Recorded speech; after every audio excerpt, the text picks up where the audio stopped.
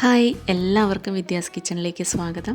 അപ്പോൾ ഇന്നത്തെ നമ്മുടെ റെസിപ്പി എന്ന് പറയുന്നത് കർക്കിടക സ്പെഷ്യലായിട്ടുള്ള നവരരി വെച്ചിട്ടുള്ള കഞ്ഞിയുടെ റെസിപ്പിയാണ് കേട്ടോ. നല്ല ഹെൽത്തി ആയിട്ടുള്ള ഒരു റെസിപ്പിയാണ്. തീർച്ചയായിട്ടും എല്ലാവരും ഒന്ന് ട്രൈ ചെയ്ത് നോക്കൂ.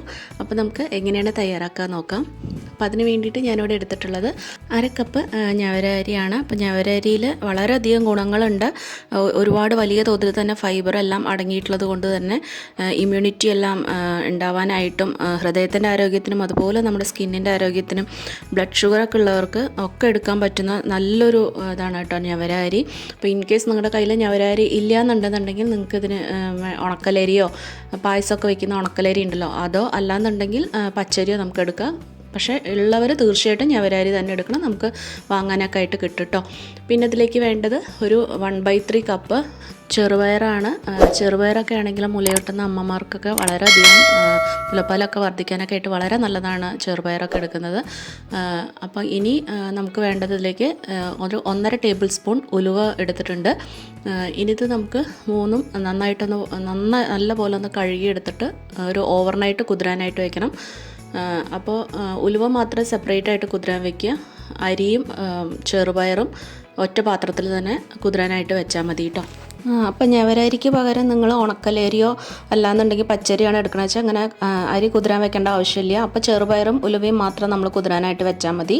അപ്പോൾ ഒരു 3-4 തവണയൊക്കെ നല്ലപോലെ ഒന്ന് കഴുകിയിട്ട് നല്ലപോലെ വെള്ളം ഒഴിച്ചിട്ട് കുതിരാൻ വയ്ക്കുക. അപ്പോൾ ഈ അരിയും ചെറുപയറൊക്കെ പെട്ടെന്ന് തന്നെ വെന്ത് കിട്ടാനായിട്ട് ഒരു രാത്രി മുഴുവൻ നമ്മൾ കുതിരാനായിട്ട് വെക്കുകയാണ് ഏറ്റവും നല്ലത്. ഇല്ലയെന്നുണ്ടെങ്കിൽ നിങ്ങൾക്ക് അത്രയും സമയം ഇല്ലയെന്നുണ്ടെങ്കിൽ മിനിമം ഒരു 4 മണിക്കൂറെങ്കിലും നമ്മളിത് കുതിരാനായിട്ട് മാറ്റി വയ്ക്കണം. അപ്പോൾ ഞാനൊരു രാത്രി മുഴുവൻ വെച്ചിട്ടുണ്ടായിരുന്നു. അപ്പോൾ പിറ്റേ ദിവസം ആകുമ്പോഴേക്കും ഇത് നന്നായിട്ട് കുതിർന്ന് കിട്ടിയിട്ടുണ്ട്. ഇനി നമുക്ക് ഈ ചെറുപയറും അരിയും കുതിരാൻ വെച്ച വെള്ളം മൊത്തത്തിൽ കളയുക കേട്ടോ. നമ്മൾ ഉലുവ മാത്രം കുതിരാൻ വെച്ച വെള്ളത്തോട് കൂടിയിട്ട് തന്നെ ഈ കുക്കറിലേക്ക് ഇട്ട് കൊടുക്കുക. എന്നിട്ട് ഇതിലേക്ക് ഒരു 6 ഗ്ലാസോളം വെള്ളം, നോർമൽ നമ്മുടെ സ്റ്റീൽ ഗ്ലാസ്സിൽ 6 ഗ്ലാസോളം വെള്ളം കൂടി നമുക്ക് ഇതിലേക്ക് ഒഴിച്ചു കൊടുക്കുക. അപ്പോൾ വീട്ടിൽ നിങ്ങൾക്ക് അടുപ്പിൻ്റെ സൗകര്യമൊക്കെ ഉണ്ടെന്നുണ്ടെങ്കിൽ അടുപ്പിൽ ഒരു മൺകലത്തിൽ വെക്കുകയാണ് കേട്ടോ ഏറ്റവും ഗുണകരം. അപ്പോൾ അങ്ങനെയുള്ളവർ അതുപോലെ ചെയ്തോളൂ.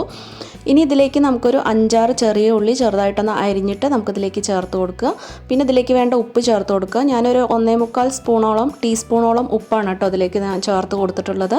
അതും കൂടി ചേർത്ത് കൊടുത്തിട്ട് നന്നായിട്ടൊന്ന് ഇളക്കി കൊടുക്കുക. ഇളക്കി കൊടുത്തിട്ട് ഒന്ന് മൂടി വയ്ക്കുക. കുക്കർ മൂടി വെച്ചിട്ട് ഒരു വിസിൽ വരുന്ന വരെ ഹൈ ഫ്ലെയിമിലും, ഒരു വിസിൽ വന്നു കഴിഞ്ഞാൽ ഫ്ലെയിം ഒന്ന് ലോ ആക്കിയിട്ട് നമുക്കൊരു 15 മിനിറ്റോളം വെക്കുമ്പോഴേക്കും തന്നെ ഈ അരിയും ചെറുപയറൊക്കെ നല്ലപോലെ വെന്ത് കിട്ടിക്കോളും. അപ്പോൾ ആ ഒരു സമയത്ത്, അത് വേവണ സമയത്ത് നമുക്കിതിലേക്ക് ഒരു അരപ്പ് വേണം. അതിനായിട്ട് 1 കപ്പോളം തേങ്ങ ചിരകിയതെടുക്കുക. അതിലേക്ക് ഇനി ഒരു 1/2 ടീസ്പൂണോളം ചെറിയ ജീരകമാണ് കേട്ടോ ഞാൻ അവിടെ ചേർത്ത് കൊടുത്തിട്ടുള്ളത്. അപ്പോൾ ജീരകത്തിൻ്റെ ഫ്ലേവർ നല്ല ഇഷ്ടമുള്ളവർക്ക് 1 ടീസ്പൂണോളം ജീരകം ഇട്ട് കൊടുക്കുക. പിന്നെ ഒരു 1/4 ടീസ്പൂണും കുറച്ച് കൂടുതൽ ചുക്കിൻ്റെ പൊടിയാണ് കേട്ടോ ചേർത്ത് കൊടുത്തിട്ടുള്ളത്. ഒരുപാട് ചുക്ക് പൊടി ചേർക്കേണ്ട, കാരണം ഒരു കുത്തൽ വരും. അപ്പോൾ ഒരു 1/2 ടീസ്പൂണിൻ്റെ താഴെ ചേർത്ത് കൊടുക്കാൻ പാടുള്ളൂ. ഇതിനി നല്ല ആവശ്യത്തിന് വെള്ളം ഒഴിച്ചിട്ട് നല്ല മയത്തിൽ തന്നെ നന്നായിട്ടൊന്ന് അരച്ചെടുക്കുക. അപ്പോൾ ഇത് നന്നായിട്ട് ഇങ്ങനെ ഞാൻ അരച്ചെടുത്തിട്ടുണ്ട്. ഇനി ഇത് നമുക്ക് എടുത്തു വയ്ക്കാം. ഇനി ഈ ഒരു സമയത്ത് നമ്മുടെ അരിയൊക്കെ നന്നായിട്ട് വെന്തിട്ടുണ്ട്. പ്രഷറൊക്കെ നന്നായിട്ട് ഇറങ്ങിയ ശേഷം നമുക്കതൊന്ന് തുറന്ന് നോക്കാം. ഇപ്പോൾ ആവശ്യത്തിന് വെള്ളമൊക്കെ ഉണ്ട് കേട്ടോ. നിങ്ങൾക്ക് വെള്ളം ഇല്ല ഉണ്ടെന്നുണ്ടെങ്കിൽ കുറച്ച് തിളപ്പിച്ച വെള്ളം നമുക്കിതിലേക്ക് ചേർത്ത് കൊടുത്താൽ മതി. എനിക്ക് വെള്ളമൊക്കെ കറക്റ്റ് പാകമായിരുന്നു കേട്ടോ. വെള്ളമാണെങ്കിലും ഉപ്പാണെങ്കിലും ഒക്കെ കറക്റ്റ് പാകമായിരുന്നു. അപ്പോൾ നോക്കിയിട്ട് അത് ചേർത്ത് കൊടുക്കുക കേട്ടോ. അതിനുശേഷം നമുക്ക് അതൊന്ന് ജസ്റ്റ് ഒന്ന് തിളയ്ക്കാനായിട്ട് വെയിറ്റ് ചെയ്യുക. ഒന്ന് നന്നായിട്ടൊന്ന് തിളച്ച് കഴിയുമ്പോൾ നമുക്കതിലേക്ക് നമ്മൾ നേരത്തെ അരച്ച് വെച്ചിട്ടുണ്ടായിരുന്ന തേങ്ങയുടെ അത് നമ്മളിതിലേക്ക് ചേർത്ത് കൊടുക്കുക. തേങ്ങയുടെ അതും കൂടി ചേർത്ത് കൊടുത്ത ശേഷം നമുക്ക് വെള്ളം ഈ ഒരു സമയത്ത് നോക്കിയിട്ട് ആവശ്യമുണ്ടെന്നുണ്ടെങ്കിൽ ചൂടുവെള്ളം ചേർത്ത് കൊടുക്കുക. ഇല്ലയെന്നുണ്ടെങ്കിൽ ഇത് നന്നായിട്ടൊന്ന് തിളപ്പിച്ചെടുക്കുക. ഒന്ന് ഇളക്കിയിട്ട് നല്ലപോലെ ഒന്ന് തിളപ്പിച്ചെടുക്കണം. അപ്പോൾ ഞാനിത് നല്ല രീതിയിൽ തിളപ്പിച്ചെടുത്തിട്ടുണ്ട്. അപ്പോൾ കഞ്ഞിക്ക് ആവശ്യമായിട്ടുള്ള വെള്ളം നിങ്ങൾക്ക് ഉണ്ടോ നോക്കുക കേട്ടോ. അപ്പോൾ ഈ അത്യാവശ്യം കുറച്ച് ലൂസായിട്ട് ഇരുന്നാൽ തന്നെയാണ് നന്നായിരിക്കുക. അപ്പോൾ അത് നന്നായിട്ടൊന്ന് തേങ്ങയൊക്കെ നല്ല രീതിയിൽ തിളപ്പിച്ചെടുത്തിട്ടുണ്ട്. ഇനി നമുക്ക് ഫ്ലെയിം ഓഫ് ചെയ്യാം. ഇനി നമുക്കിതിലേക്കൊന്ന് വറുത്തിടാം. അതിന് വേണ്ടിയിട്ട് ഒരു പാൻ വെച്ചിട്ടുണ്ട്. അതിലേക്ക് നെയ്യ് ഒഴിച്ചു കൊടുത്തിട്ടുണ്ട്. നെയ്യ് തന്നെ ഒഴിച്ചു കൊടുക്കണം കേട്ടോ. അതിലേക്ക് ചെറിയ ഉള്ളി വട്ടത്തിൽ അരിഞ്ഞതും കൂടി ഇട്ടിട്ട് ഉള്ളി ഒരു ബ്രൗൺ കളറാവുന്നവരെ നന്നായിട്ടൊന്ന് വഴറ്റിയെടുക്കുക. ഉള്ളിയുടെ ഒക്കെ കളറൊന്ന് ചേഞ്ച് ആയി കഴിയുമ്പോൾ നമുക്ക് ഈ ഒരു കഞ്ഞിയിലേക്ക് കൊട്ടി കൊടുക്കുക. അപ്പോൾ ഈ ചെറിയ ഉള്ളിയൊക്കെ ഇടുമ്പോഴാണ് കേട്ടോ നല്ല വറുത്തിടുമ്പോഴൊക്കെ നല്ലൊരു ടേസ്റ്റ് ഉള്ളത്. അപ്പോൾ തീർച്ചയായിട്ടും എല്ലാവരും ഈ ഒരു കർക്കിടക മാസത്തിൽ ഈ ഒരു കഞ്ഞി ഉണ്ടാക്കി നോക്കൂ. ഒരു 7 ദിവസമെങ്കിലും തുടർച്ചയായിട്ടൊക്കെ കഴിക്കുമ്പോഴാണ് നമുക്കിതിൻ്റെ ഒരു റിസൾട്ടൊക്കെ കിട്ടുന്നത്.